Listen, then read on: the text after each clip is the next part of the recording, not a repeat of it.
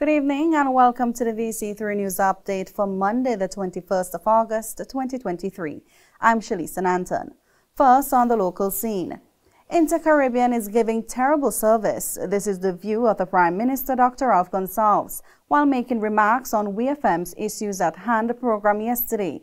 Dr. Gonsalves, who called into the program, said the service is absolutely terrible, adding that he is awaiting a document from the Caribbean Development Bank for a new LIAT.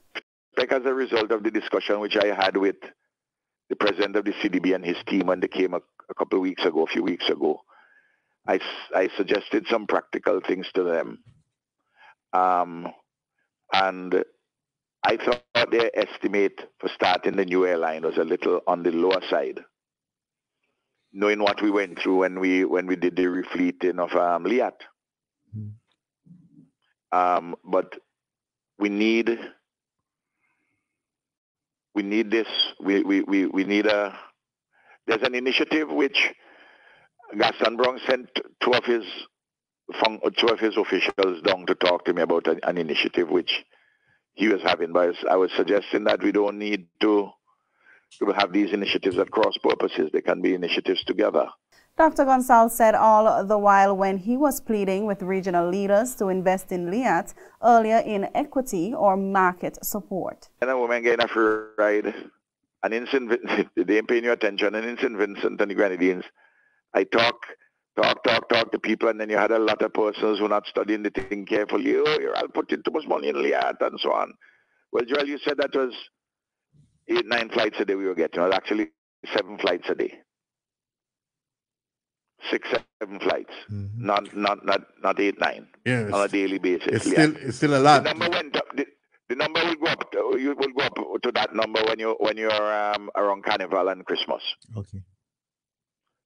So we had 40-something flights per week from LIAT, as compared with 3. Which was a big help. It was a big help.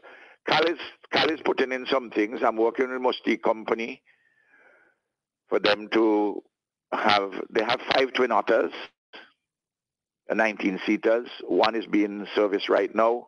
I want to see if we could get them with a little more regular service,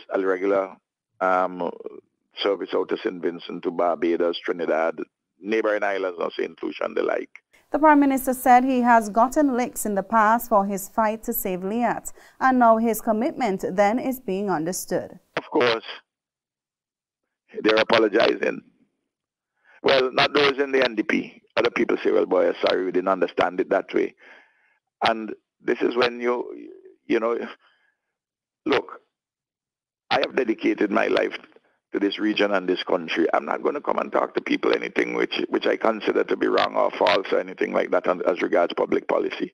I come straight with you and explain to you, just as I'm doing with the NIS. Recently, Guyana issued a warning Turks and Caicos based into Caribbean Airways that it could face sanctions if the carrier does not avoid prolonged flight delays and cancellations. More on the local scene, Barbados Prime Minister Mia Amor Motley has written to Prime Minister Dr. Ralph Gonsalves thanking him for his participation in the emancipation conversation, which was held in Barbados on August 3rd. Prime Minister Motley said that at the event, the people of the Caribbean, the Americas, and Africa witnessed an assembly of their leaders and elders, and it has reawakened and ignited the desire of our people to press towards the mark of reparations and set the course for expanded South-South cooperation and deeper relations between Africa and the Caribbean people. Prime Minister Motley wrote, "Thank you for answering the call and rescheduling your busy agenda to share your knowledge, experience, and passion. Your robust and thoughtful engagement with such heavy and challenging topics on the condition and realities and Black nations and people framed within the discourse on development, financing, sustainable development, and climate crisis lend to support the matters which the Bridgetown Initiative seeks to address." A national consultation of elderly care and protection in St. Vincent and the Grenadines was held here last week, where the PS in the Ministry of National Mobilization, Marissa Finch-Burke, said that as a country, the consultation was a historic moment. Finch-Burke said there had been other meetings before the consultation would identify what the preliminary information entails and the next steps. Now that we are at this point, it's about identifying what that preliminary information aggregatedly looks like, and to see if it really represents what we all did say. But it also looks at some of the key findings that will come out from the actual research that was done that caused us to develop a comprehensive report. But then the next step, how do we represent what we have written into a crafted, drafted bill? She added that one of the key driving forces was the impact of the volcanic eruption of 2021. She said that whilst that was not the only reason, it was one of the main reasons. One of the key driving forces that propelled us to this moment was indeed the outcome or one of the impacts of the volcanic eruption of 2021. It was not the only thing, but it was one that was seen by all.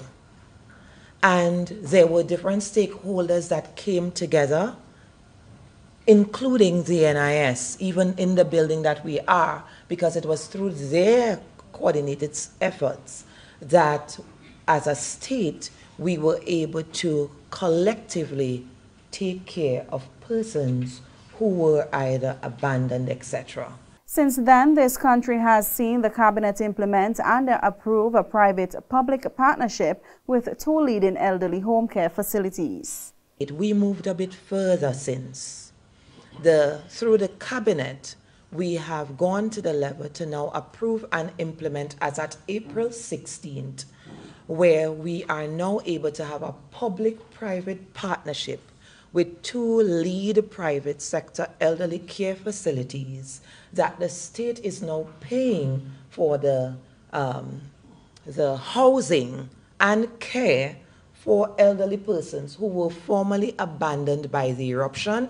And not only the eruption, but there are persons that, since we have started the remote support and services at the district level, we have found additional elderly people that have either been abandoned or living alone without help, recommended by our home health care providers and supervisors, and or the Ministry of Health, where they would not be able to take care of them outside of the medical care on a short-term basis. This is the result of several national discussions that have been undertaken since May of this year.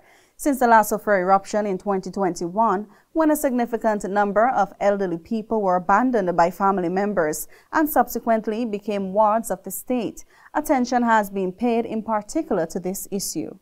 Meanwhile, Romel St. Hill, the managing director of Lex Romulus, said that a report was done on some initial findings in regards to the care and protection of elderly persons in St. Vincent and the Grenadines. So before I came to St. Vincent and the Grenadines to do the focus group consultations with you in March, I would have had to do a report based on initial findings.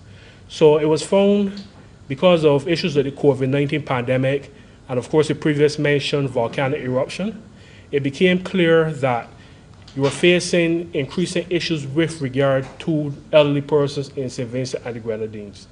You also saw a need for better psychosocial services, and there were loopholes in terms of having focused mental health care on such persons as well.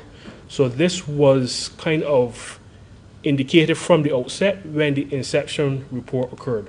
He also said that there are a number of important bodies when it comes to the care of the elderly, including the Ministry of Mobilization and private sector care homes. He added that there was a number of discriminatory acts that were found. So as alluded to, you have a number of challenges.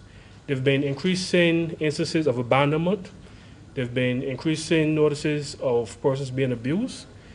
It was also mentioned in terms of employment. There is discrimination in terms of ageism. Basically, once you reach a certain age, they don't want to see your face anymore. They don't want you at the front desk and that type of thing. So these are very present issues which are being faced in the island itself. With regard to land tenure, you have a older parent or grandparent. You more or less think this is your house now. It's your time to shine, and you kind of want to put them away in a room on a corner, although it is their property and their name. There's also the issue of financial security. As you get older, what have you put in place for your golden years? Similarly to that, and I'll come to that, What if you do have mechanisms in place, but you have persons taking advantage of that? So we have to look at that as well. The Older Persons Bill is anticipated to include measures about the penalties that may be imposed on individuals who mistreat the elderly. And the Milton Cato Memorial Hospital now has a brand new C-arm X-ray machine. All of this is a part of the ongoing improvement and extension of their diagnostic services provided in SVG. Support involves both the machine's installation and the training of the technicians who will use the new tools. The C-arm machine is made to deliver a more thorough scan of the brain, skeleton, reproductive system, and other organs systems while requiring the patient to move very little at all. The radiology department of MCMH and other government-run healthcare facilities around the nation is still being expanded by the Ministry of Health. As the Ministry of Health works to decentralize these services, there are already MRI, CT scan, and fluoroscopy machines in place, in addition to the extension of X-ray services throughout the nation. And that's all for our local stories. Tune in to VC3 Channel 114 to catch the regional and international news update, along with the VC3 Sports Update with Shined Hakshaw. I'm Shalisa Nanton. Thank you for viewing.